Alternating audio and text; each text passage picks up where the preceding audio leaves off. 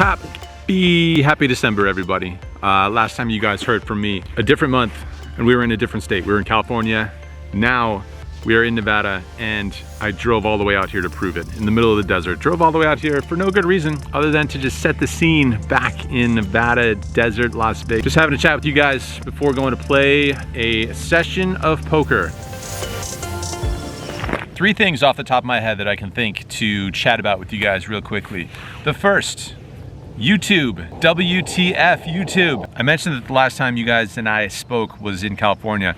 That video, the last one that went up on this channel last Monday, as I've been trying to do, post every Monday or maybe Tuesday, that video got yanked down by the YouTube powers that be. The reason for that is extremely unclear. The video's back now, so if you missed that, you can head back. It's a great one. Lots of poker hands for you poker freaks out there. Appears to have been a false positive, as I was told, and reinstated. So anyway, I don't know. Who knows? You know, when it comes to gambling in general, it seems like it's always going to be sort of a touchy situation in this country, the United States of America, and how companies will be navigating that that landscape. So it got in the mix of some algorithm that should not have pulled it down. It's back up now. So I guess it's a lesson for me as much as it is for any other content creators or potential content creators out there who may be watching. Something to take away would be to try not be too dependent on any one particular platform. YouTube has been great for me. This channel has been a great way to connect with all you guys all over the world and build an audience. YouTube has been the base for me for the past 3 years. It's been the sort of hub of the wheel from which there are many spokes, you know, things like Favorable Apparel, meetup games. Really, it's been the focus of my my professional grind over the past 3 years. It's great as it's such a massive platform to be able to reach into every corner of the planet. Bad because it's easy to become too dependent on any one particular platform, which is not a good idea. Always good to, if you are working on getting a message out there, to not be too dependent on something that you don't have control over. And when YouTube yanks a video down, what control do I have over that? So gonna keep trying to you know, utilize some other platforms and check them out as they pop up and become more popular and more utilized. While we're on the topic of YouTube, thing number 2, this one's a little bit more positive. YouTube has added a feature to my channel called memberships. They flipped the switch on this one. They added a little join button, which you can see if you're looking at this video on the desktop version. Can't see it on mobile, only on desktop. So what is this? It's basically a way for you guys to support the channel and another way for us to do some fun stuff together. So if you look down below this video, you'll see a little join button. Again, if you're looking on desktop only, I added some fun little perks in there. If you decide to become a member of this channel, I will be eternally grateful, and we'll get to do, you know, like a couple extra fun things together. If you decide to not become a member, that is totally cool. I am very grateful that you are here watching this video in the first place, and nothing will change as far as your experience on the Andrew Neeme YouTube channel goes.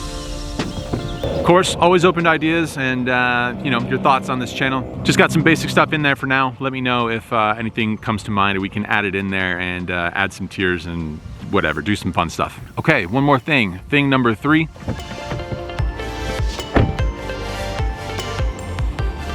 New beanies, y'all. New beanies. 2 designs. You'll find them both at favorableapparel.com. It's getting chilly out there. Bundle up. Okay, let's go. Let's go play poker.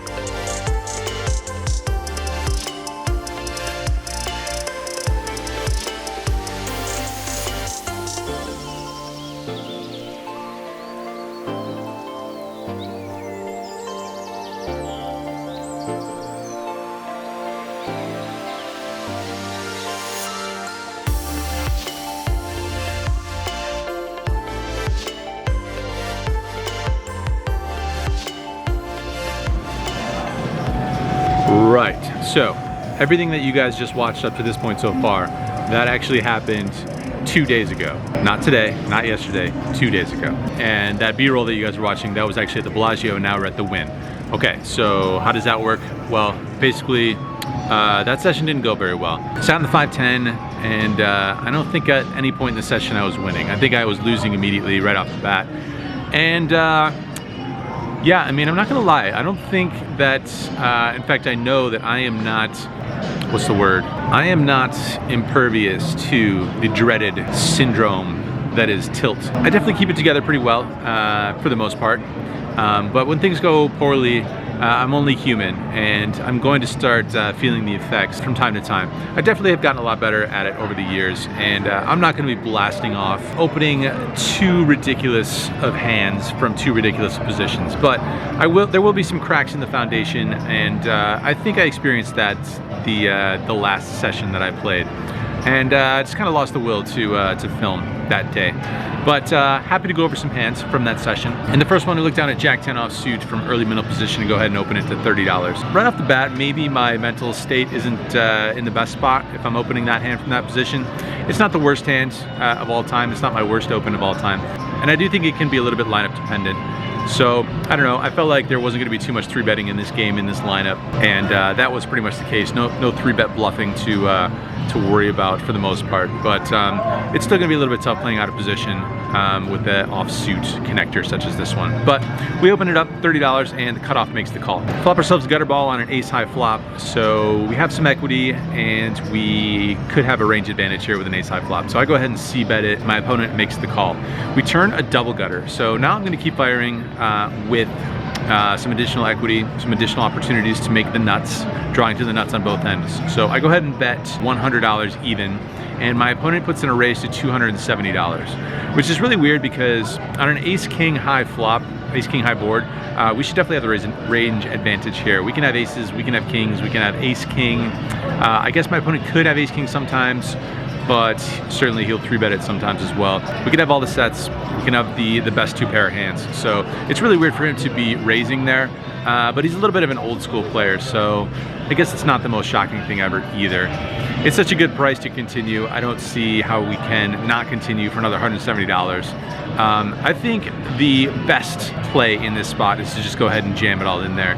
Use that obvious range advantage to our advantage, and stick it in there for whatever it is, $1,300, $1,400 effective. He's going to be in a super tough spot, even with some of the lower sets, but definitely with some bad 2-pair type hands. He's going to have to be afraid of aces, kings, and ace-king and fold a lot. So I think jamming is the right play there. I default to the call, which is maybe too passive, but not the worst option in the world. We don't improve on the river. It goes check, check, and he shows us king 7 suited. So certainly that hand would be in a kind of a world of hurt if we go ahead and put maximum pressure on the turn there. So wish I had, I didn't. What can you do? Next hand. Hijack opens for $40. We look down at king queen offsuit in the cutoff. Player's been pretty active, so I want to go ahead and isolate him with a hand that has good removal to some strong hands. I make it $120, and only he makes the call. Flop is queen 6-5 rainbow. He checks it. I bet $80, and he pounces on the down bet. He raises. $240 to go, not going to go anywhere. I make the call. Turn is the deuce of spades, which completes 3-4, but aside from that, pretty bricky. He goes ahead and continues with another bet of 310 or 320. Not going to go anywhere just yet. It's gonna be a little bit of a decision on the river. He's got maybe about $500 left, so I think we're probably just gonna have to call down since we're not super deep here. But I want to keep all his bluffs in there on this street, and I just go ahead and flat again. River's an offsuit king, pretty fantastic card for us. We beat hands like 6-5 and random queens up hands as well. So after he checks it over to me on the river, again with the stack sizes as they are, I just go ahead and jam it in there, and he snap folds. So I think he was bluffing there. He could have had a straight draw that maybe we could have tried to extract the maximum from on the turn, but I think he's just gonna have a lot of air hands, maybe 1-pair type hands. So just gonna let him do his thing there. In this next hand, there's a middle position open to $30. If we look down at 7-5 of diamonds in the small blind, I go for the 3-bet here. Again, maybe a little bit impatient in this session, maybe not in the best spot. I don't, again, think it's the worst 3-bet ever. Suited, only 1 gapper. I'd like to have, for sure, some of these hands in the small blind, but I think if we have the 7-5 of diamonds, maybe it's too many combinations of suited 1 gappers. to the number of value hands that we're gonna have here. Anyway, I do select it for a 3-bet, and my opponent makes the call. So heads up to a flop, which comes King 8-7, Rainbow 1 Diamond. Not a bad flop for us. We should have all the ace kings and pocket kings, and maybe like king queens and stuff like that. So I'm gonna go ahead and c-bet here. Pretty straightforward c-bet. I bet $100 and he makes the call. Turns a good one for us. It's a 5. So we improve to 2-pair here right away. Definitely gonna go for some more value now. I bet $320, and once again, after some considerable thought, my opponent makes the call. So things are happening in a decent sized pot brewing, and we head to a river, which is a terrible card. It's another king, so we get counterfeited. I check it over now, and my opponent checks it back. I show it down, and my opponent shows us pocket 5s, which is crazy on multiple fronts. Continued on the flop for, I guess, somewhat of a cheap price, but with the underpair, you know. And then he just drills the 1-outer there on the turn, which ends up giving us 2-pair. So definitely some run bet there. And then no further betting on the river. So I don't know, maybe he just showed us some mercy or something there. And if he did, thanks. Right, so things are gonna start to get a little bit adventurous here with these hand histories. As mentioned, probably not in the zone in this session. So moving on to the next hand, where we open up Queen Jack of Spades, $30, which the big blind calls. 7-7-3 Rainbow, he checks it over to me. Maybe a pretty straightforward c-bet and hand so far. I bet $30, and my opponent makes the call. Turn is the king of clubs, adding a backdoor flush draw. He checks it over to me. It should be a pretty good hand for our range, more so for our range than for his range, that is, at least. So I'm gonna go ahead and bet it. I bet $60 this time. And once again, my opponent makes the call. So off to a river card, which is 4. The backdoor flush draw breaks out. And there's only one way that we're gonna win this hand. That's by firing that 3rd shell. I'm gonna go ahead and bet it here. I bet $150, expecting to have heard from a 7, perhaps a little bit earlier in this hand, and expecting to get lots of folds from middling pairs and small pairs and things. But unfortunately, my opponent disagrees. He makes the call. We roll it over only to get shown the 4-3 of hearts. So 3-pair is better than the 1-pair of 7s that I was playing that were on the board. Anyway, job does not get done there, and I guess since he doesn't block any clubs, decides to call it down. I actually don't mind my line in this hand at all. I don't think this hand is really exemplified, is exemplifying any sort of tilt per se. I think it's actually a pretty straightforward hand, and I do like my line here. I could have actually bet a little bit more, maybe apply some additional fold equity, some folding pressure, betting pressure, all sorts of pressure, but anyway, he calls us, so we lose more money there. Next hand is definitely a fun one. We look down at the 8-6 of spades and raise it up. I think we're in late position or late middle position, one of those. The small blind calls, and the big blind makes it $140 to go. I'm really not in the mood now at this point, not in the mood, so I'm not going anywhere, I'm calling. Again, that's probably not, you know, super solid poker. If we're defending all our suited 1-gappers, probably defending too many hands. I think defending suited connectors, probably fine. Obviously, defending pairs versus the 3-bet, probably fine. And then lots of like suited Broadway type hands, probably fine. Suited 1-gappers could probably let that go from our range. But yeah, definitely feeling it here. So I make the call, and the small blind folds. We do flop a flush draw though. Flop some good equity on Jack 4 deuce with 2 spades. He puts out the same bet of $140. Just gonna go ahead and call here, see what happens on the turn. The turn is a good one for us. It is an offsuit 5, the classic double gutter once again to go along with the flush draw. So not a bad situation, especially after he checks it over to us. I have about $1,200 in my stack now, and the pot has grown to almost $600, I believe. So we got about a 2-to-1 stack to pot size ratio. We have pretty good equity here, and I don't want to bet something and leave like some odd amount on the river. If we bet here, we're never gonna bet the river if there's money left over. So I think the play in this spot is to, this time, apply the maximum amount of pressure. Got a flush draw, we've got 2-way straight draw, and we've got 8 high. And my opponent has slowed down now on the turn. Turn should be a good card for our range, decent card for our range, less so for him. I think all this adds up to a jam, an overbet jam, 2x pot. I stick all $1,200 in there and my opponent pretty much snap folds. So aside from the pre-flop action, I do like the way I played this hand. The pre-flop action is probably a little bit spewy though. Probably shouldn't have come to that point and probably should just fold the 3-bet pre-flop. But we were saved. We were saved by a promising run out thus far, and then I do like my oversized jam there on the turn. One more hand where things are maybe not all that solid pre-flop, and then gets very interesting post-flop. Look down at 8-5 of spades in middle position in a straddled pot and go ahead and make it $60, I believe. Is this a straddled pot? Fortunately, I can't remember if this is a straddled pot or not, but I raised the 8-5 of spades from middle position, and I believe we see 3 callers. So 8-5 of spades is too loose in middle position. Can maybe open it from the button, maybe the cutoff, but middle position is just too loose, too many hands in the opening range if we're including 8-5 suited. So anyway, we go 4 ways to a flop in which we flop ourselves a straight flush draw. So again, definitely playing too loose pre-flop, but finding some decent boards to continue with. There's 2 checks over to me and I put out a C bet. There's 1 fold before the small blind puts in a big check raise up to $500 or so. Player in between us folds and then we have a decision. I have about $1,600 and I don't think it's all that prudent to just call here. It's not great to be going with a combo draw on a paired board, but it's a straight flush draw.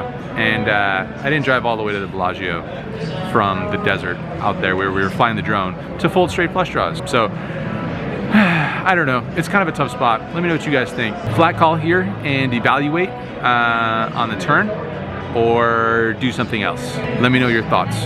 The player, I should say, he's been kind of active, kind of to a lot active actually, and I think he perceives me as being pretty tight.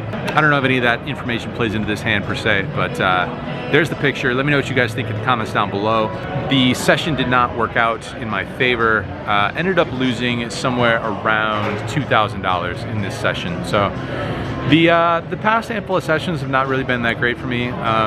It's been a fantastic year in many respects. Poker, profession overall, the YouTube channel, and personal wise, it's been a great year. The past 5 sessions, very mediocre. I think I played about 5 sessions in between the last video and this video. So I think I lost like $300 at the Bellagio in one session. Then I lost like 50 bucks in another session at the Bellagio. I did have a good session. There was a session where I won $1,500 at the Bellagio 510, but then this session, definitely the wrong direction, $2,000 minus in the red. So decided to come over here, get my head in a good spot, play some 2-5 at the Wynn. Don't know how good the games are going to be really. There's 3 2-5 games going at the Wynn at the moment, and we're going to get in there and mix it up a little bit.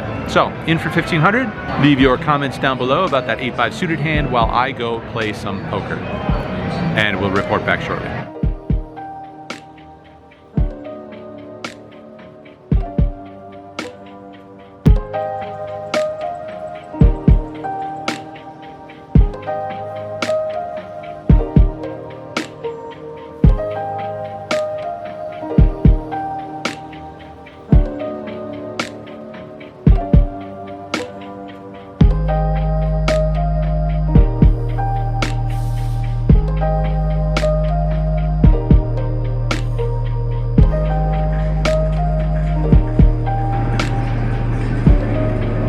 .35 in AM, very respectable time considering some of my past transgressions on this vlog. Things started off pretty choppy in this session over here at the Wynn. Things were not looking good in the early going. Got into somewhere around minus $900 territory, something like that in the 2-5 game. Played a little bit slightly bigger than an average 2-5 game, especially when there's a decent number of people straddling.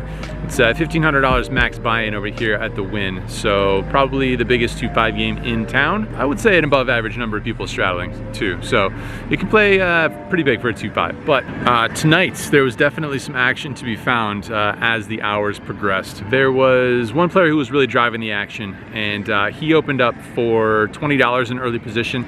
We looked down at ace-jack suited a couple spots to his left, and normally I would just flat here, but I'm trying to mix it up and isolate as well. So I 3-bet it to $70.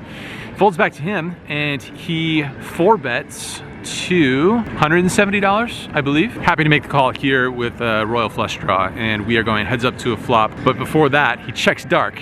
So things are definitely getting interesting here. Flop comes down, King, Jack, 6, rainbow. Just gonna check it back here with second pair, go for some pot control. The turn is a very good card. It's another king. Makes me feel a lot better about my second pair top kicker now. He does bet though, and he bets $225. Obviously doing nothing other than calling. And before we head to the river card, he once again checks dark. The river is a 10, so I think there's some cards where I would go for value, a bunch of low cards where I would try and extract some value.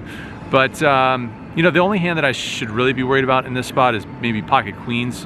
But now that the 10 hits the river, I think we also might have to worry a little bit about pocket 10s and maybe ace queen as well. So I just play it safe. I check it back, take it to showdown, and he shows us the queen 8 suited, the club variety to be specific. So yeah, not any value to be had there unless we somehow induce him with a tiny bet there on the river, which probably has merit, but we scooped that one in, and things work out for us in this session. I do get into the game for $2,000, but get out of the game for $2,868. So we make a profit of $868.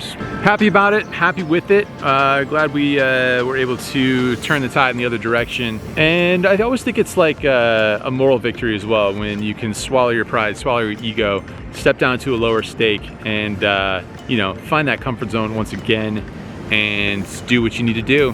Do your thing, grind it out, make a profit, a buy-in and a half or whatever. 150, 100, 140, 173 big blinds worth of profit.